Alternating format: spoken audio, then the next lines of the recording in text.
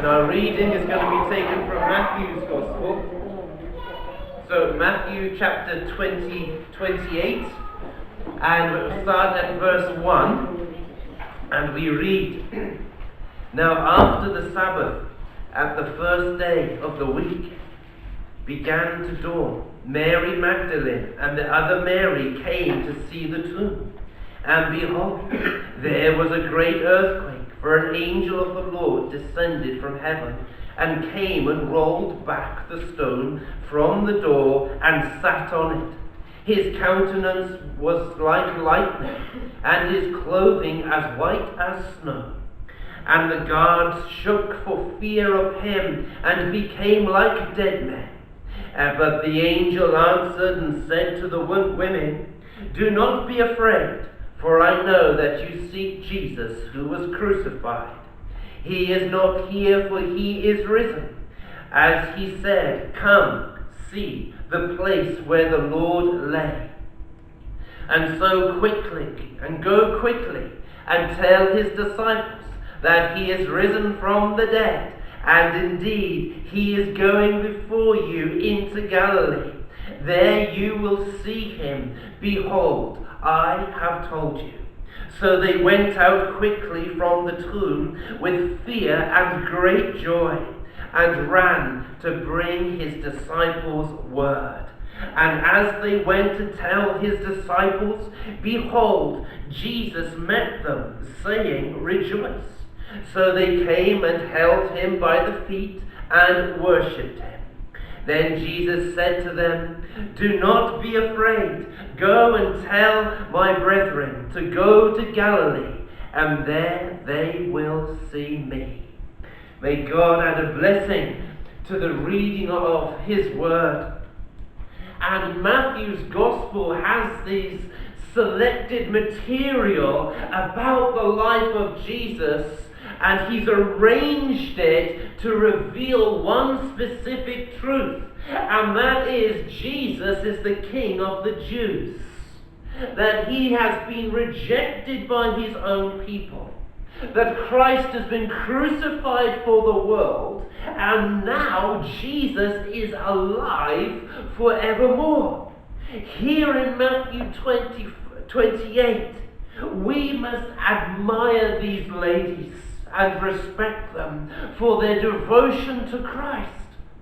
And God rewards their love by allowing them to see the empty tomb and hear the resurrection message from the angel. The stone was not rolled away to allow Jesus to come out. It was rolled away to allow these ladies to look in and to see that Jesus was no longer in the tomb.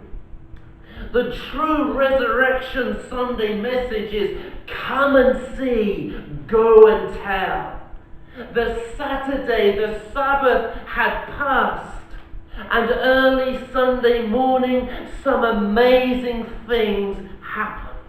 As Mary Magdalene and the other Mary approached the tomb to go in and anoint the dead body of Christ, which they had prepared for according to Mark's account.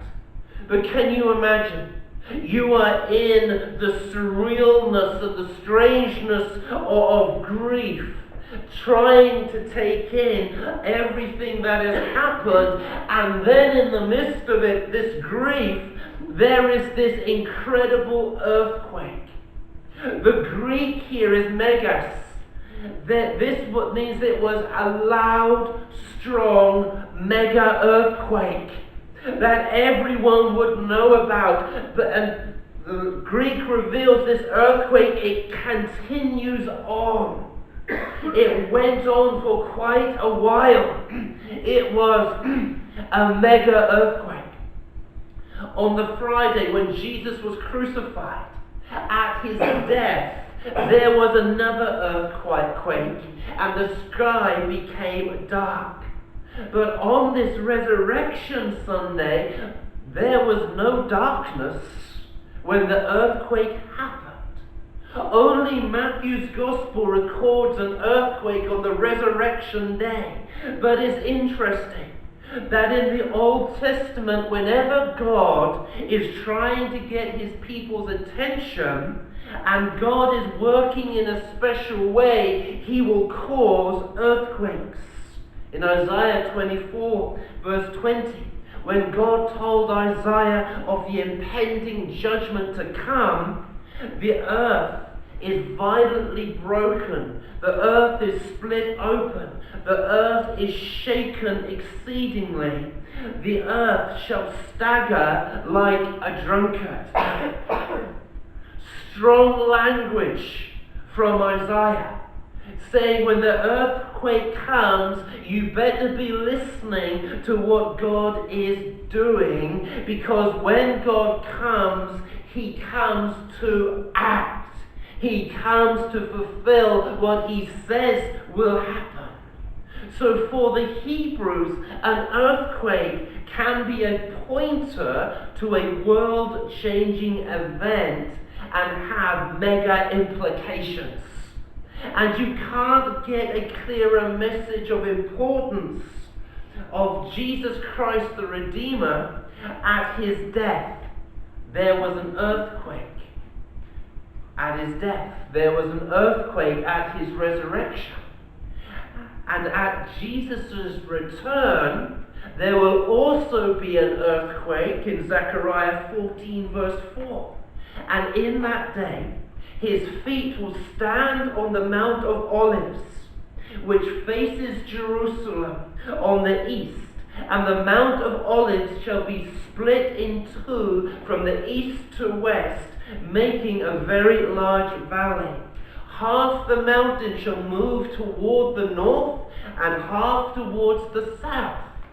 Jesus, when he returns, will stand on the Mount of Olives, and he will split a 2,710-foot mountain in two. God can split mountains. He can create mega, terrible earthquakes to get our attention. And they are frightening. And when an earthquake hits, you naturally call out to God. When an earthquake hits, you stagger like a drunkard. When I was in an earthquake in Kenya, it was dark. You couldn't see the hand in front of your face because we're out in the bush. The animals are crying out. Young babies begin to scream. Children are panicking. Iron shutters are slamming and banging together. It's a frightening experience, and you can't stand up because you're being shaken. The earthquakes of Jesus are life-changing and world-shaping. And when we encounter the risen Lord, and we know that he is alive, it's like our whole world gets rocked. Our whole world gets shaken. Our foundations come crumbling down, and we embrace the foundation of Christ and his gospel, and we stand upon that solid rock where we become immovable, because all other ground is sinking sand. And as this great earthquake happens, an angel of the Lord descended from heaven and rolled the stone away from the entrance of the tomb. Mark 16 verse 4 tells us that it was a very large stone that was rolled back, or some versions say an extremely large stone. This was the kind of stone that gets your attention. You notice it when you see it, and you look at this stone and it's like, wow, how does that stone get there? You see, the stone was rolled back.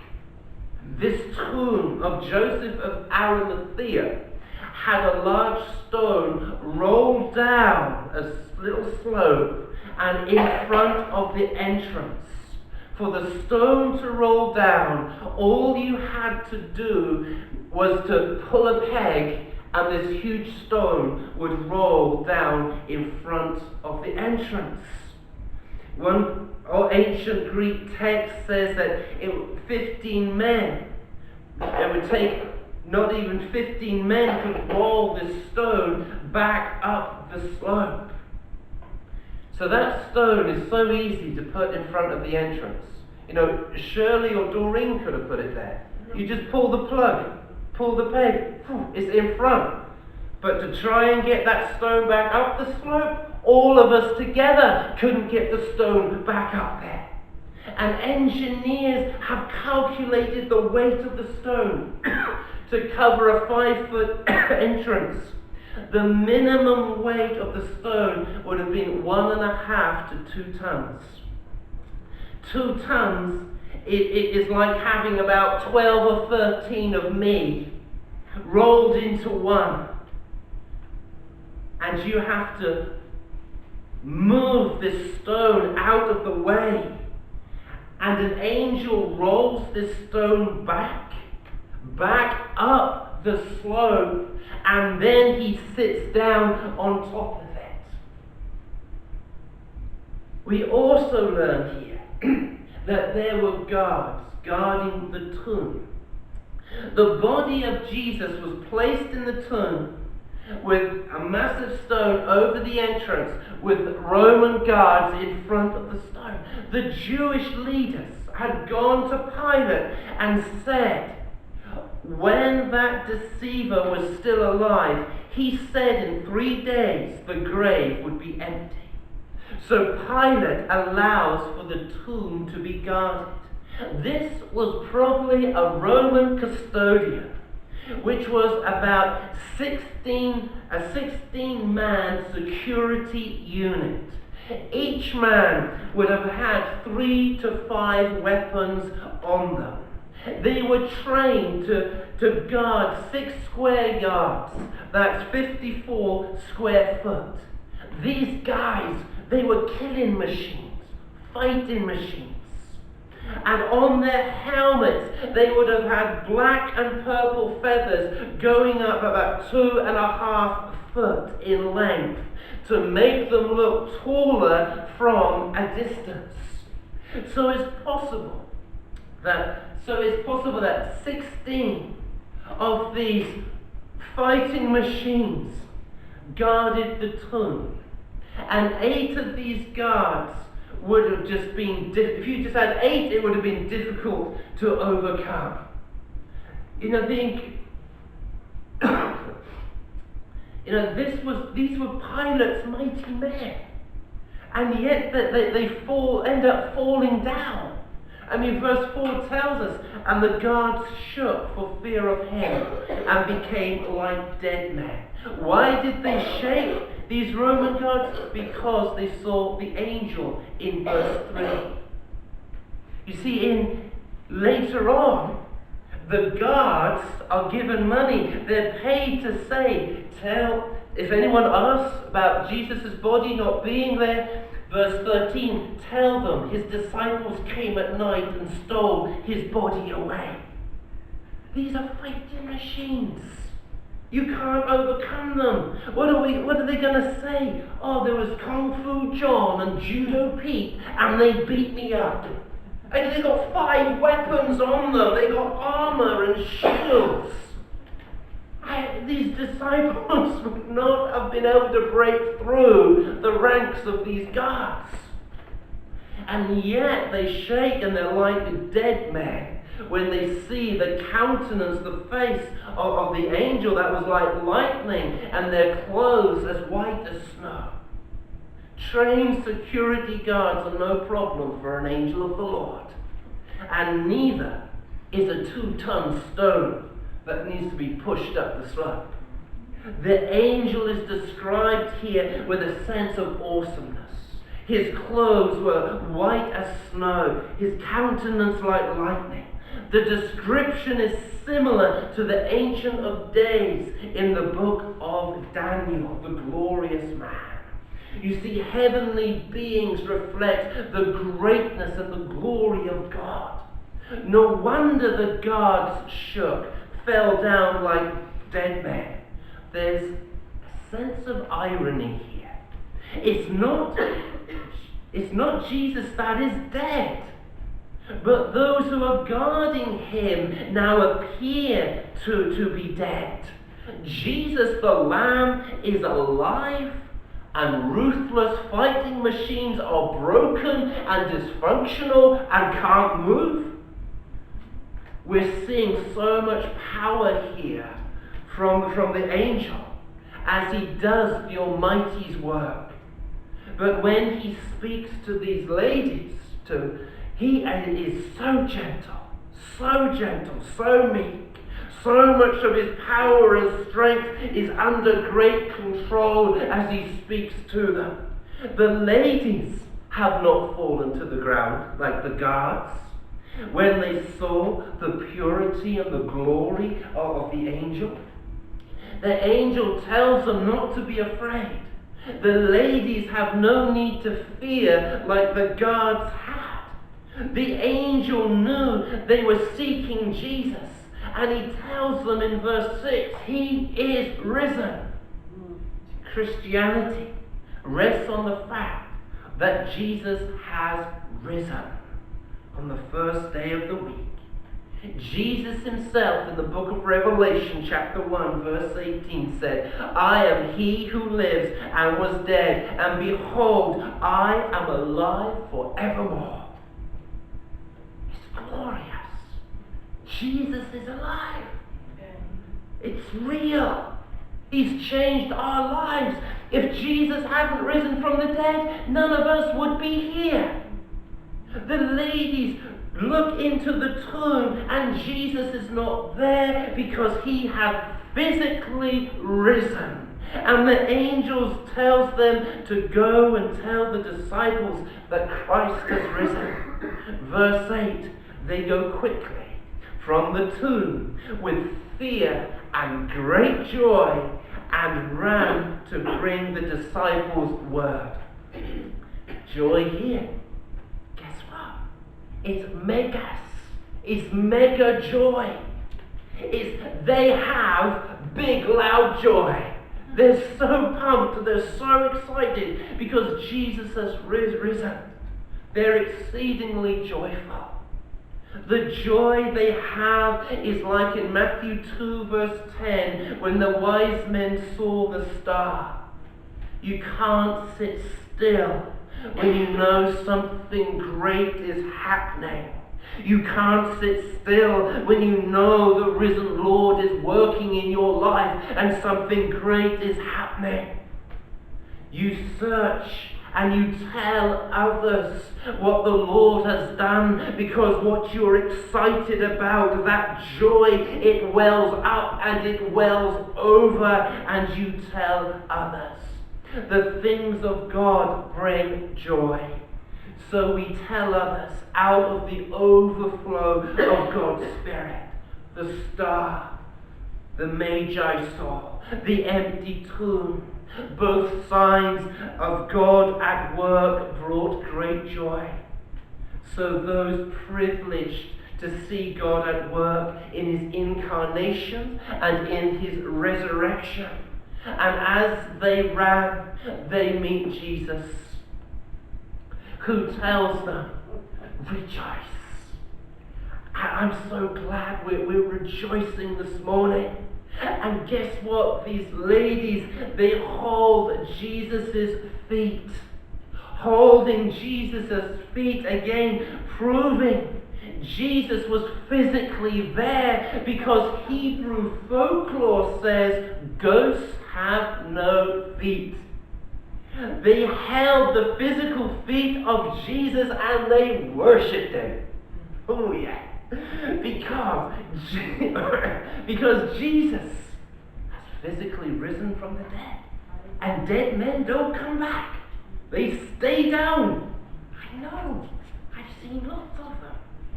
But Jesus comes alive. And he allows us to look into the tomb so we may run and tell others the good news. Does the resurrection of Jesus bring you big joy? If not, then you have something wonderful to discover. If you do, you have something amazing to share. So come and see and go and tell. Christ has risen. He has risen indeed. Amen. Amen.